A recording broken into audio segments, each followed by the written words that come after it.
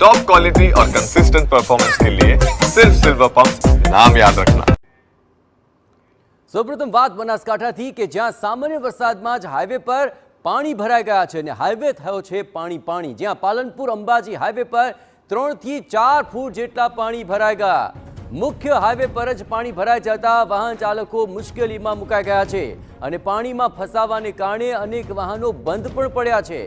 સામાન્ય વરસાદમાં જ પાણી ભરાતા વાહન ચાલકોની અંદર ભારે રોષ જોવા મળ્યો। આ તસવીરો આપ જુઓ, હજી તો સામાન્ય વરસાદ વરસ્યો છે ત્યાં તો 3 થી 4 ફૂટ જેટલા પાણી આ રસ્તામાં ભરાઈ ગયા છે અને તેને કારણે વાહન ચાલકોને અગવડતાઓનો સામનો કરવો પડ્યો।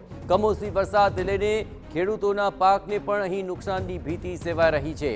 તો માવઠાના આ બરબાદ દ્રશ્યો આપ જોઈ રહ્યા છો કે જ્યાં બનાસકાંઠાની અંદર પાણી ભરાવાની સમસ્યા સામે આવી છે। 3 થી 4 ફૂટ જેટલા પાણી મુખ્ય રસ્તા પર ભરાઈ ગયા અને તેને કારણે વાહન ચાલકો અટવાયા, અનેક વાહનો તો બંધ પણ પડી ગયા।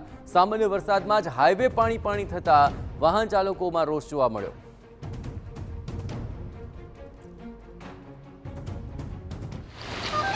ગત મોડી રાત્રે પડેલા વરસાદે બનાસકાંઠામાં અનેક જગ્યાએ પાણી ભરી દીધા છે।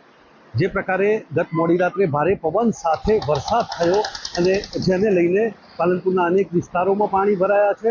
આ દ્રશ્યો છે પાલનપુર અંબાજી હાઈવેના કે જ્યાં ઘૂંટણસમાં પાણી ભરાયા છે। ધમધમતો માર્ગ છે અને અનેક વાહન ચાલકો આ ઘૂંટણસમાં પાણીમાંથી પસાર થઈ રહ્યા છે।